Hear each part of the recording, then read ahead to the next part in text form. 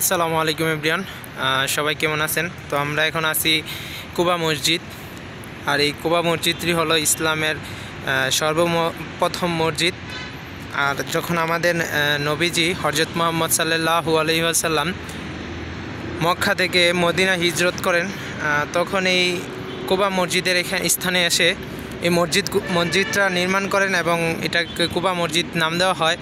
এবং এখানে আমাদের নবীজি প্রত্যেক শনিবার এবং মঙ্গলবার আসতেন এবং নামাজ পড়তেন। আর এখানে নামাজ পড়া, 2 রাকাত নামাজ পড়া একটা কবুল উমরা হজের সমান ফজিলত।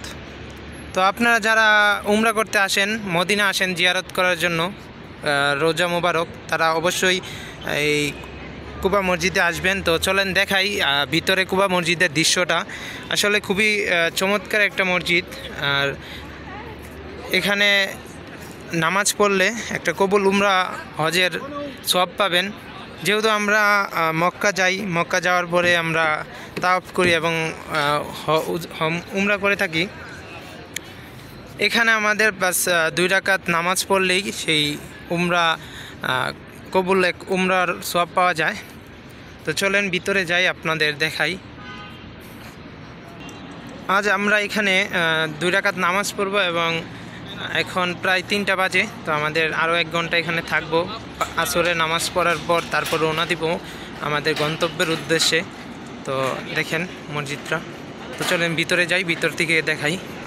এখন আমরা যেদিক যাচ্ছি সেটা হলো উজু করার স্থান। এটা সম্পূর্ণটা হলো, এটা হলো উজু করার স্থান।